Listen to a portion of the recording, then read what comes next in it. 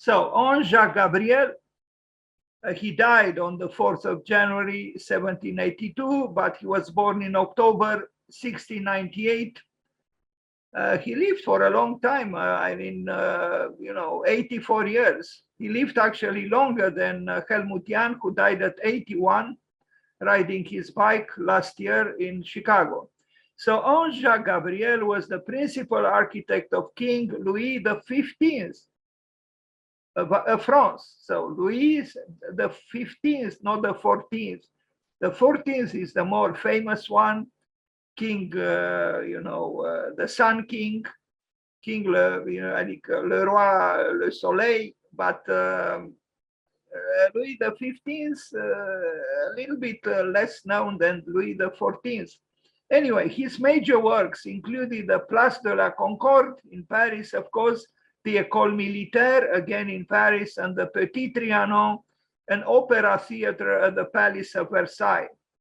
His style was a careful balance between French Baroque architecture and French neoclassicism.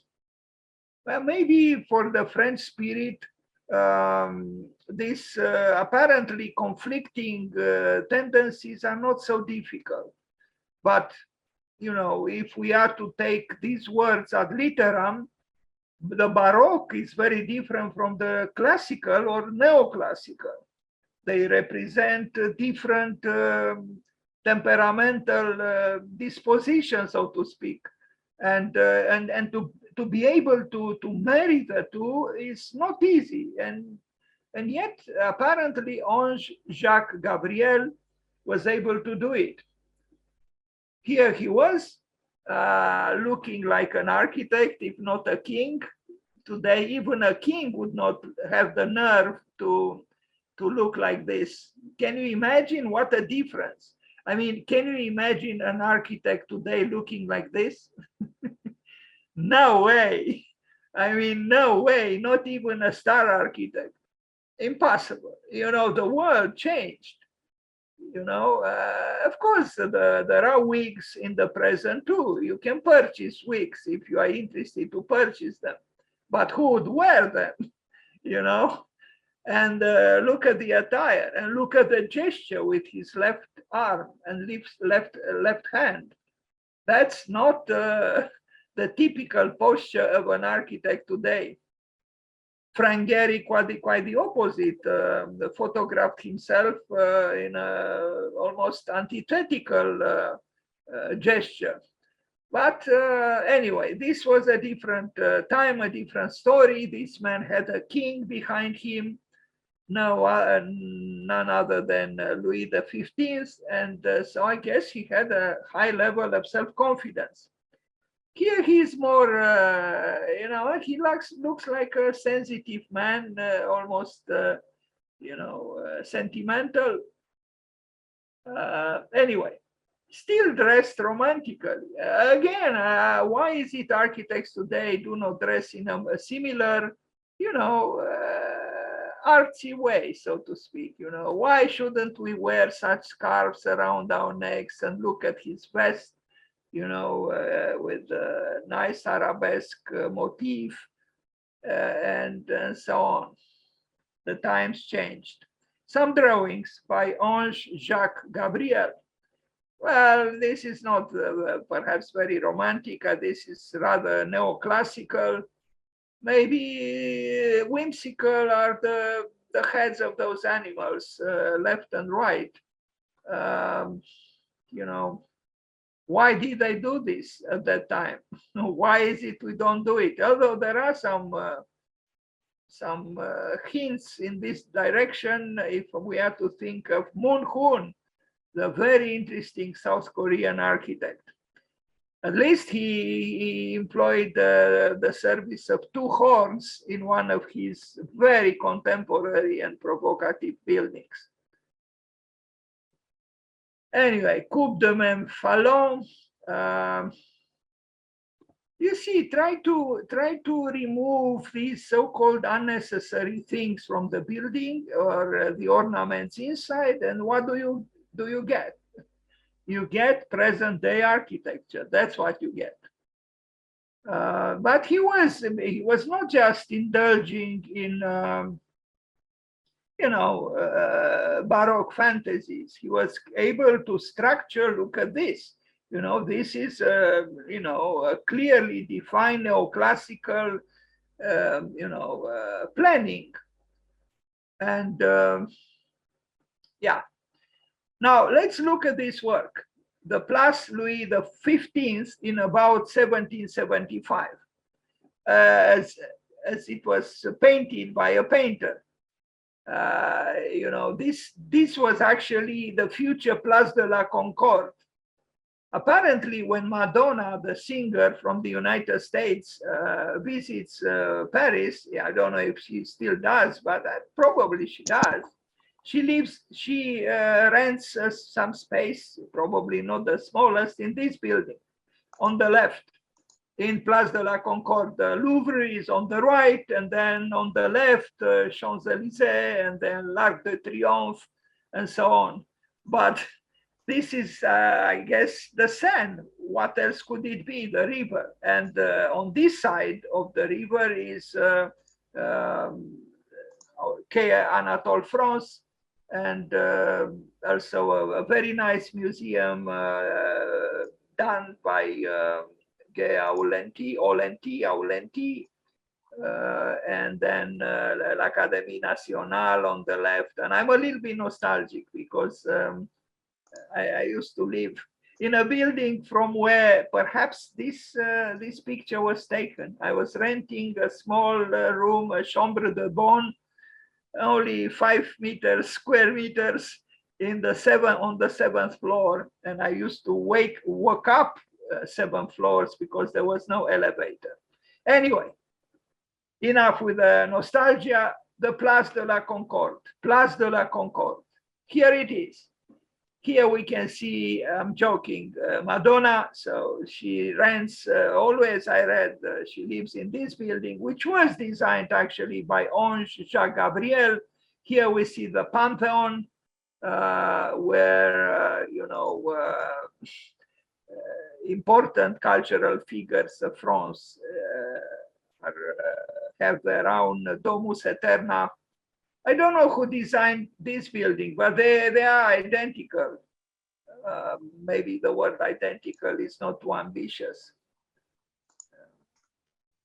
Apparently, even Josephine Baker, who seduced or softened the hearts of both Le Corbusier and Adolphe Loos. She was an entertainer, so to speak, from the United States. Recently, was she? She was housed in the Pantheon. She was invited after death, of course, to this very famous, place for eternity for those who mattered in France. I think even Voltaire is there.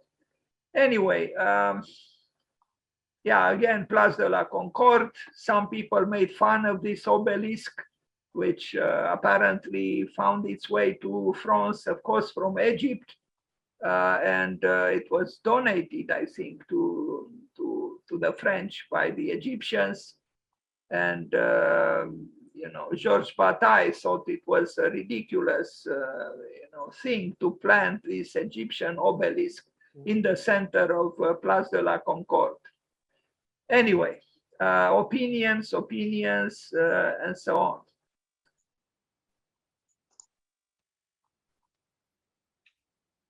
Yes, it's an architecture of prestige, of course, in the very heart of France, of Paris, and the so-called classical columns can only be of help in such a case when it is the question of prestige, order, but not a severe order because of the lyricism, in a way, if I am to call it so, of the Baroque that is brought into play together with the neoclassical scheme. So Ange-Jacques Gabriel in Place de la Concorde.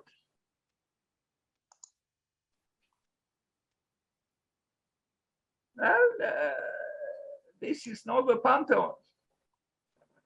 So, this building was replaced by what we see today. And then here is the entrance to the right into Le Jardin des Tuileries, where André Lenotre, the genius landscape architect, was active. And then as you move forward to the right, you arrive at the Louvre, at the celebrated glass pyramid of IMP, which I don't admire so much. And then on the left, Champs-Élysées and so on. And recently there was a project published on, I forgot, the Zine or Arch Daily, where Champs-Élysées were transformed into some kind of pastoral boulevard, totally taken over by green, by bushes, by grass, by trees. I think it would be a nice idea. Okay, again, Place de la Concorde, the Pantheon here, and then the building by Ange-Jacques Gabriel, and this one, I guess, I'm not sure. I don't think he designed this one, but they are the same architecture. He might just as well have designed both. They're identical. Now, Gabriel's plan for the École Militaire. École Militaire, the military school. Here it is. And military, it is indeed, if you had any doubts, it's strange, the French have the reputation of being romantic. The French also brought to the world liberté, égalité, fraternité. The French burned down Bastille, but they also have, I think, an obvious reverence for authority, for king, for le roi, for the centralized power, and this is shown in the very planning of Paris. All the avenues converge towards l'Arc de Triomphe. Then what about the planning of Monsieur Haussmann?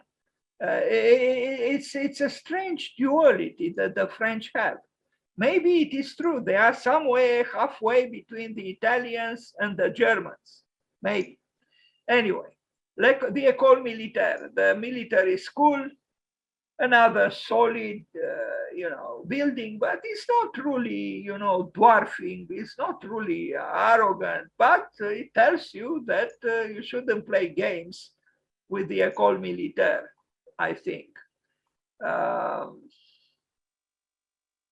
Yeah.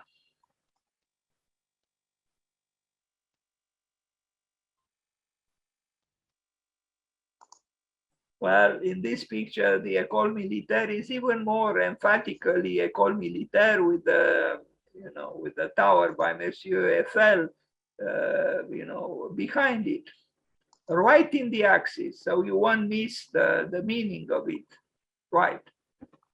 Now the chapel of Saint Louis. Saint Louis was a very interesting saint. I'm not an expert in history, but somebody told me that Saint Louis is he epitomizes justice. That's why Saint Louis, the portrait of Saint Louis is present in most palaces of justice or courtrooms in France. And this is very interesting. Apparently, he distributed, justice. Alone. He didn't need the army of lawyers of today, like in the recent Palace of Justice built by Renzo Piano in Paris. I actually wanted to take part in that competition myself, and I did have a bizarre idea. Well, Renzo Piano won the competition and built it, and in my opinion, an outrageous way, he built a huge building in Paris serving so-called justice. But, I guess he didn't have choice because the program was almost surreal.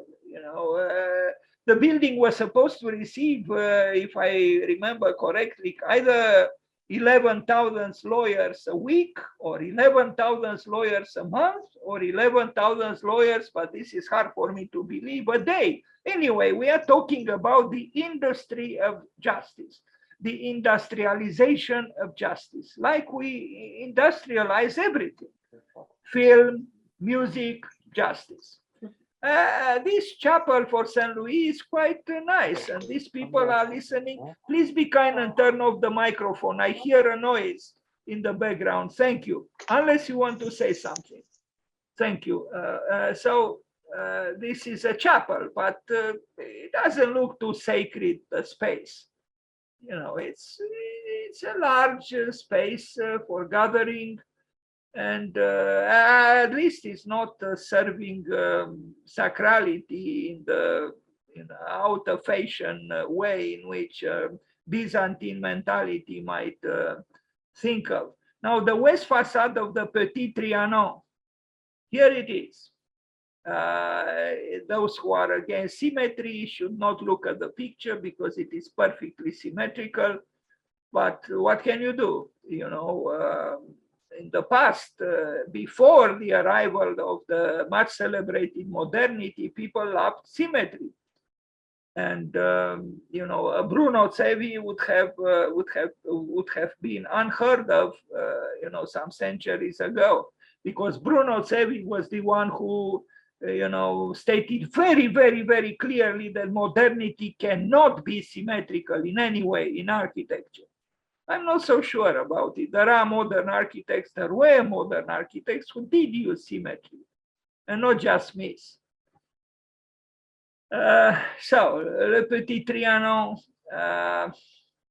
by Ange-Jacques Gabriel. I don't know how one, well, the word, the name Ange, I think, is quite frequent, you know, and in other languages as well, you know, angel, angelo, angel. But what I don't understand is how people sometimes give, you know, in my opinion, strange names to their dogs. You know, like Adawando naming his dog Le Corbusier. And I work for a Japanese man in New York who named his dog Buddha. But I really have a hard time if I had a dog to call that dog Jesus. I don't think I could do it. Maybe I am old-fashioned or too timid. Anyway, aerial view of the Petit Trianon and its small park. What can we say? You know, this was a world in which the fluidities of Zaha Hadid would not have been conceivable in any way. Not to speak about the so-called dances of Frank Gehry in Prague. No, this was a stable world, or at least this was the appearance that it was a stable world. There was a king, and the building reflected this stability, not instability. The Royal Opera at Versailles. So the Royal Opera House was first an idea of Louis XIV. The Sun King wanted to give his palace a concert hall that could accommodate the luxurious decor needed to host shows with machines, which he was particularly fond of. Unfortunately, none of the designs presented by his architects really pleased Louis XIV. It was his grandson, Louis XV, who let his architect develop his project to build a perfect theater. The Royal Opera House is one of the greatest works by the architect Ange-Jacques Gabriel, who died on this day, the 4th of January.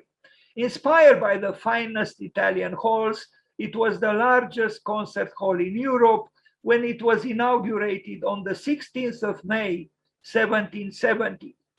And here it is, and great it is, and great it was. And I am not playing games with words. I think it is great. I don't know about the chandeliers, but even they are okay, you know. But the space, you know, it's truly, I mean, this is a theater built by a king, for a king, that is for himself, and by the architect of the king. So things are not undecided here. Look at this. It's truly a space where you do feel it's hard to feel a proletarian in this space. Now, in this space, once you arrive there, you probably feel in touch with the lucky stars of the universe.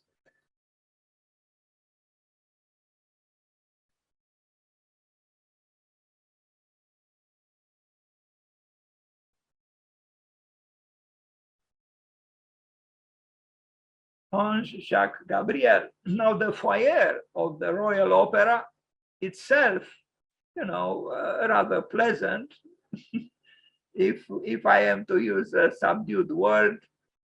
What can we say? A different world. Now, the Royal Opera, during the celebration of the marriage of Louis XVI and Marie Antoinette from 1770.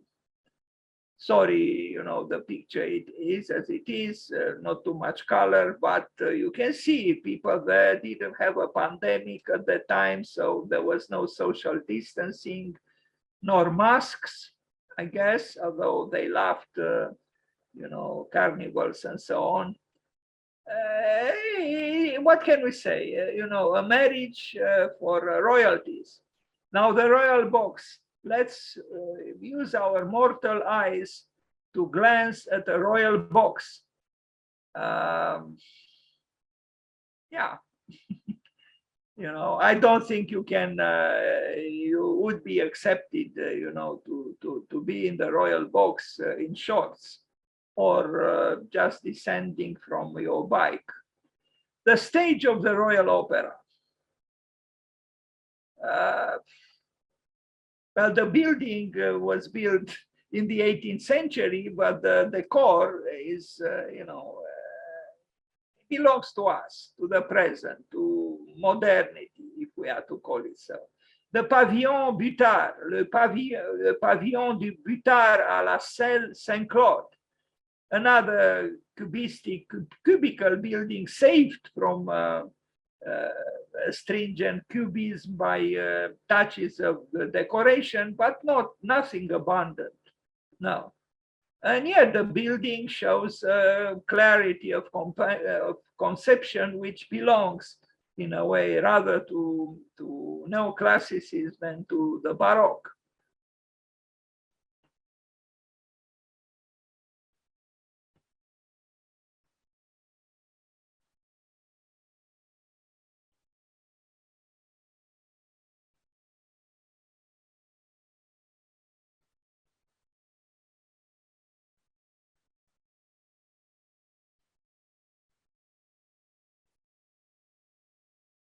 I always like this kind of drawing, architectural drawing, where you simply, trace the lines from the plan right to the elevations, and you rotate the drawing to see to see properly the elevations. It's fine. It's fine. Place de la Bourse, Bordeaux. So we are away now from Paris and its vicinity, and Bordeaux. Not bad. Not bad. So he built, important buildings in Bordeaux as well. Ange-Jacques Gabriel, the architect of Louis XV, was the nephew of Louis XIV, not his son, his nephew. What else do we see here? Sorry about that picture. Calm people, crossing the square. And yes, the royalty brings in some stability, even if just in the imagination of people. But the imagination is important too, I guess. Einstein thought that imagination is even better than knowledge. He valued a lot imagination. Unfortunately, many architecture schools do not value so much imagination. They think it is dangerous. Well, it is dangerous, but as Friedrich Nietzsche said, live dangerously. That is, live in an imaginative way. And for creativity, imagination is paramount. You can do without.